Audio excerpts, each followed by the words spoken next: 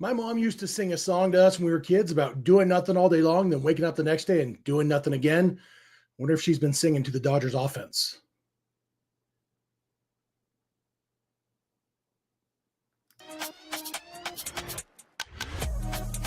This is the Dodgers POSTCAST, your instant game reaction for the Los Angeles Dodgers, part of the Locked On Podcast Network.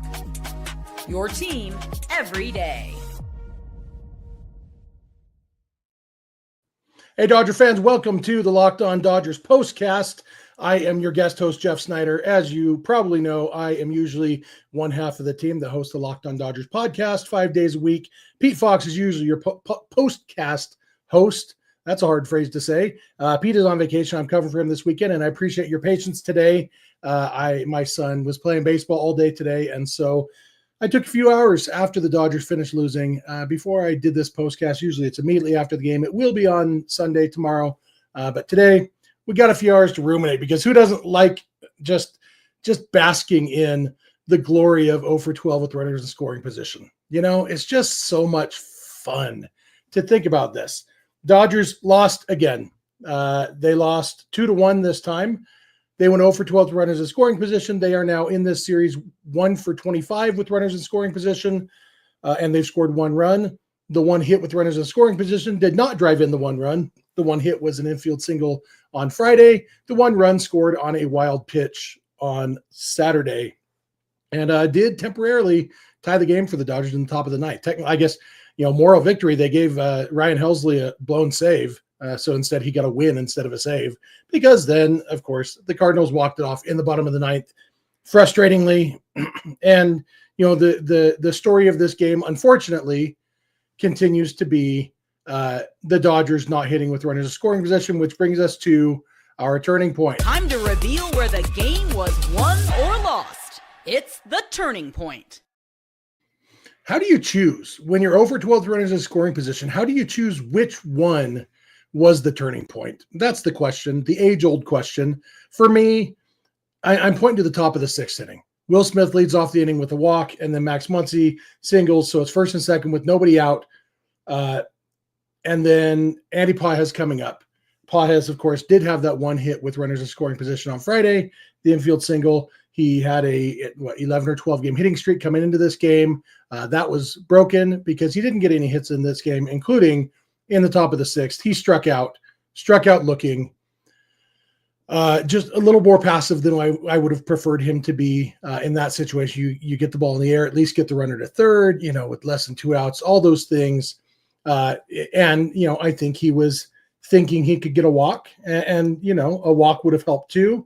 But in that situation, it was a full count, and the pitch was at the top of the zone.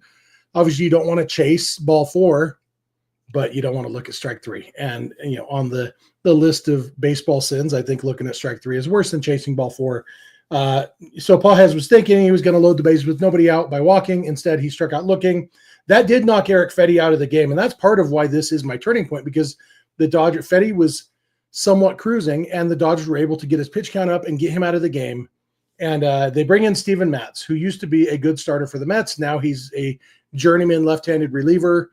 And Michael Conforto was coming up. The Dodgers pinch hit for Conforto with Kike Hernandez. And look, we all love Kike Hernandez, the person, the postseason performer. Kike Hernandez has some really bad at-bats sometimes, and it can be frustrating to watch. Just non-competitive at-bats. That's the thing, and this was one of those. He came up, struck out, I believe, on 3 pitches. Let me make sure I'm not lying about that. Yep, no, 4 pitches. There was a ball in there. So strike 1, looking, strike 2, ball 1, and then strike 3. It was a check swing that he foul-tipped into the catcher's glove. It was just a non-competitive at bat when, what you're hoping for, obviously. You bring up a pinch hitter, and you're expecting him to, or hoping for him to do a little bit more hitting, and he didn't. And this game isn't on Kike. I'm not blaming Kike for the loss. I'm just saying it was kind of another frustrating moment. So after having first and second with nobody out, 2 straight strikeouts, and then Tommy Edman comes up and flies out, and the inning's over. And the Dodgers had more chances in the 7th and the 8th. And even in the 9th, they did score the 1 run. They could have scored more. They had a lot of chances in this game. You have to have a lot of chances to go 0 for 12 runners in scoring position. So like I said, I could have picked a lot of different ones as the turning point. I chose top of the 6th just because that was the moment when you knock the starting pitcher out, get into the bullpen kind of early in the game, and it's like, okay, let's do something here. And then they didn't. And not like they were destined to lose at that point, but, they did lose. And that inning was one of the ones that stuck in my mind. There's a lot more to talk about this. Yoshinobu Yamamoto had a great game. That's what Yoshinobu Yamamoto does. He has great games. Unfortunately, another thing he does way too often is get no run support. Today was definitely the case, one of the most egregious cases of that. I'm going to talk a little bit more about Yoshinobu Yamamoto. So stay here on the postcast with me. I'll be right back. There's not a day that goes by that I don't start it with at least 1 cup of coffee, maybe 2. And honestly, let's be real. I probably get into the 3-4 cup range because I love coffee, and all the coffee at the grocery store was starting to kind of taste the same until I found Trade Coffee. Trade Coffee works with a bunch of different roasters all around the country to bring you the absolute best coffee that you can buy.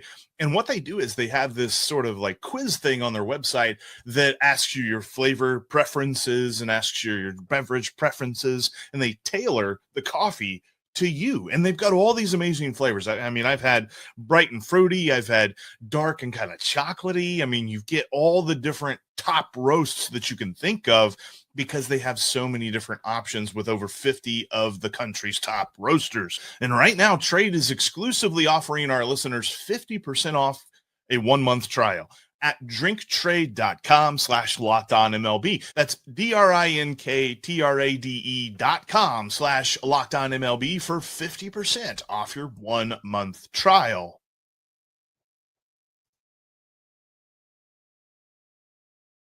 Hey, I'm back. Thank you for being here with me on the Locked On Dodgers postcast. I am your guest host, Jeff Snider. As you know, I normally host the Locked On Dodgers podcast. I'm still doing that with my buddy Vince Samperio.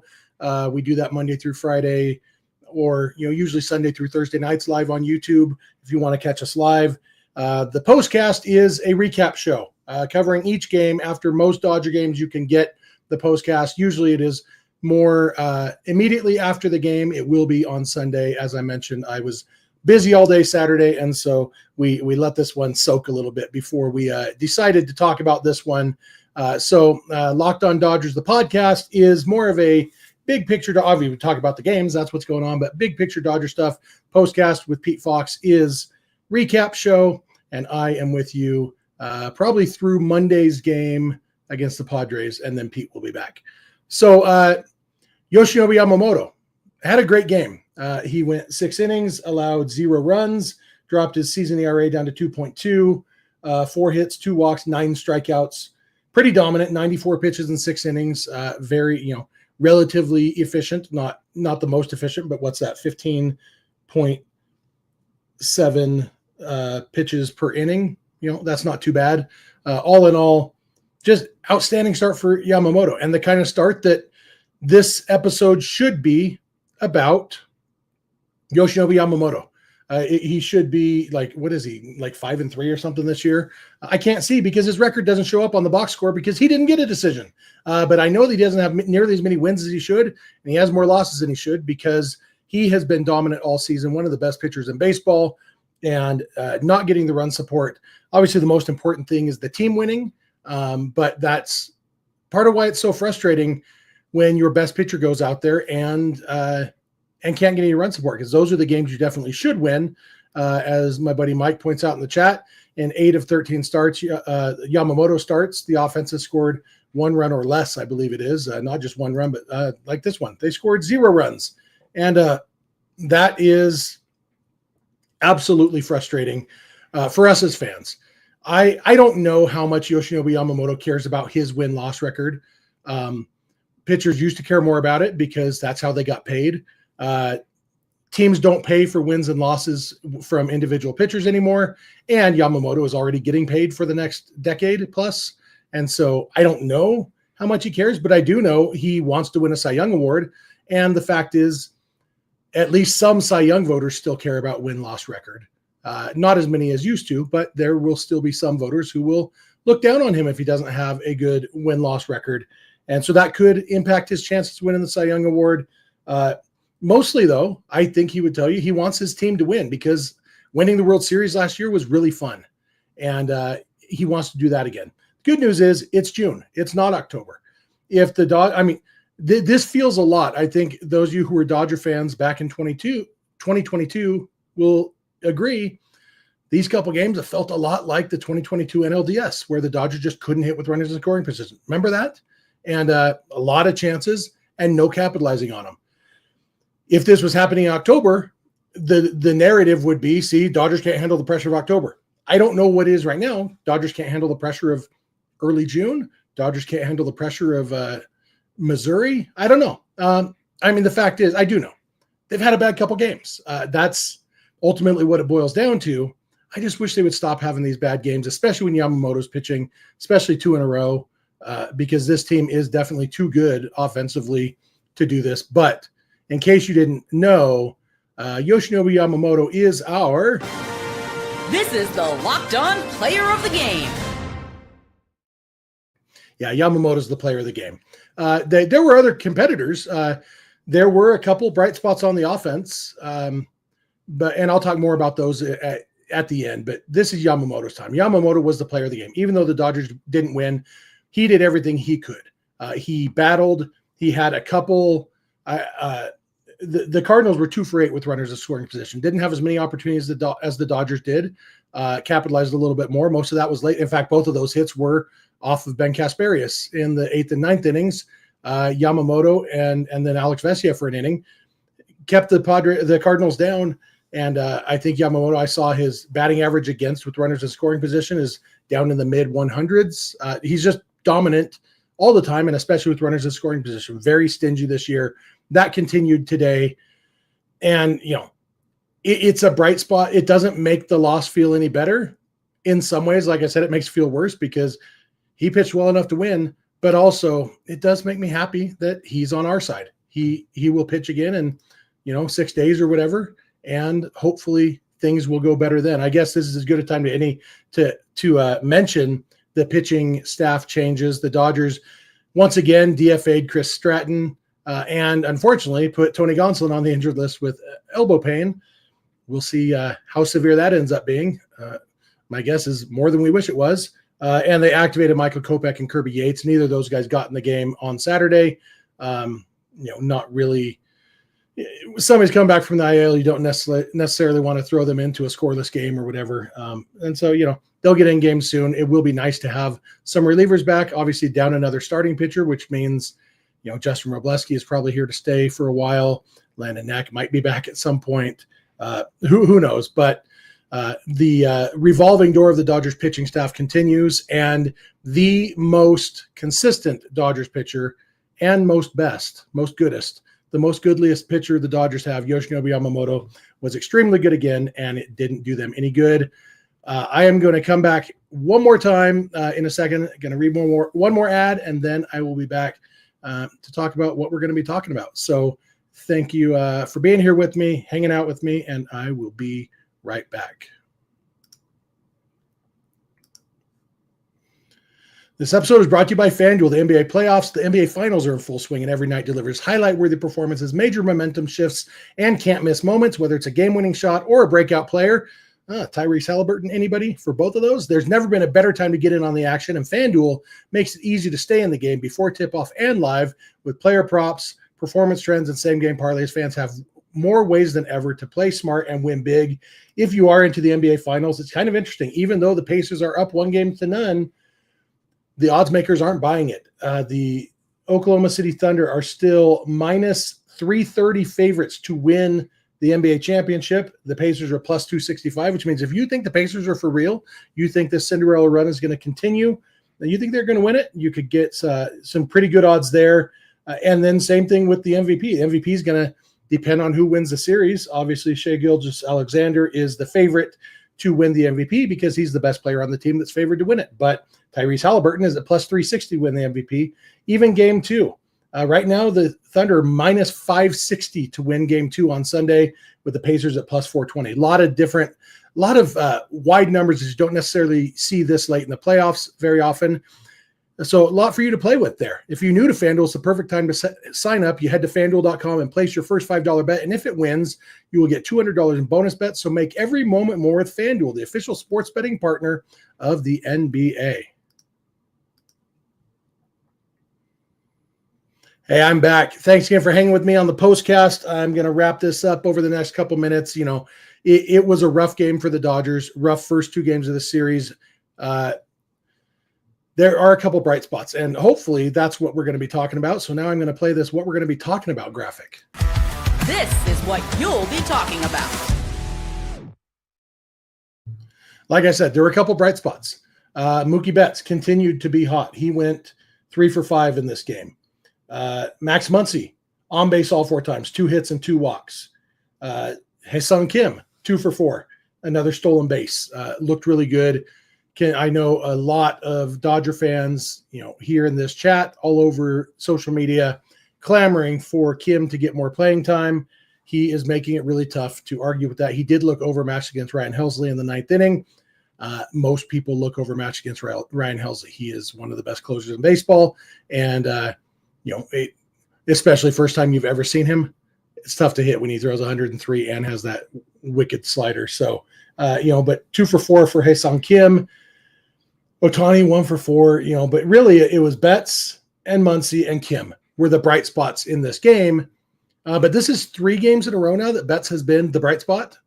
That's good news. Max Muncy is on, 3 or 4 week tear now. He is getting better and better, looking like a very good hitter. There's a lot of good stuff there. The Dodgers have a chance to salvage 1 game in this series. Clayton Kershaw will be pitching for the Dodgers.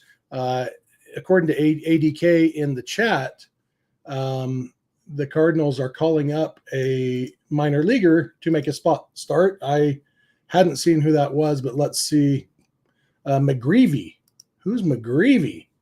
Michael McGreevy. Not what's his name? Colin McGreevy on Harry Potter. Maybe. Anyway, Michael McGreevy has pitched in the big leagues 5 games in his career. Has a 1.57 ERA, 3 starts. So he's only pitched 5 2/3 innings this year. He's done well, but in the minors for the Cardinals this year, he has a 2.78 ERA in AAA. Looks like a solid pitcher. 58 strikeouts in 55 innings. So obviously pretty good, but he. Hopefully the Dodgers can get to him. Hopefully Clayton Kershaw can pitch a little bit better than he has. And hopefully some of the guys who are slumping, because that's the other thing that unfortunately we need to talk about, is that, Freddie Freeman in this game went, I had the box score pulled up and then I moved it to see, not Colin McGreevy, Michael McGreevy. Freddie Freeman was 0 for 4 with a strikeout. I was looking at his stats. A few games. This is like 4 bad games in a row for him now. I get 3. He had the day off the other time. But he's 1 for his last 11 with 4 strikeouts. Just not quite Freddie-like. It's short term. He will break out. The question is when. Hopefully not too long. I'm a little bit more concerned about Teoscar Hernandez, simply because Teoscar's slump has been going a lot longer. When Teoscar missed those 2 weeks in May, before he went down with the injury, he had a 933 OPS. His OPS is now 802. Dropped over 100 points since he came back. It's been 3 weeks since he's been back? Just under 3 weeks, and his OPS for the season has dropped by 100 points. He's been really, really bad. He had the day off on Saturday. Dodgers need Teo and Freddie to break out. Obviously, keeping Muncy and Betts hot, keeping Kim in the lineup, hopefully, and getting Ohtani to go on one of his heaters. Dodgers need an angry win on Sunday to set the tone, get them ready for their series with the Padres, who thankfully lost on Saturday too, so the Dodgers maintain their lead in the NL West. But the past is the past. All they have is the future going forward. Good teams have bad stretches. This is definitely a bad stretch. It's definitely a good team. even though you wouldn't know it by looking at it the last couple days. But they keep getting runners in scoring position. They're almost going to have to score by accident at some point. So hopefully some of those accidents can happen on Sunday. Hopefully Clayton Kershaw can do his job and a little bit better than he has, a little bit better command than he has in his first few starts, and then get a Dodgers win and head to San Diego on a high note. That'll wrap it up for me for today. Again, thanks for being with me a little bit later today. I will be live basically as soon as the game ends on tomorrow afternoon, Sunday afternoon, the way the postcast normally is, and then I will be with you again Monday night, and then Pete will be back from vacation, so then you can just hang out with me and my buddy Vince Samperio on the Locked On Dodgers podcast 5 days a week. So that's it for me. Thank you all for hanging out with me. Go Dodgers, and keep the faith, as one of my favorite songs from one of my favorite bands, Dr. Hook and the Medicine Show, says. Storms never last, do they, baby? Bad times all pass with the wind. These bad times will pass with the wind because storms never last. Do they, baby?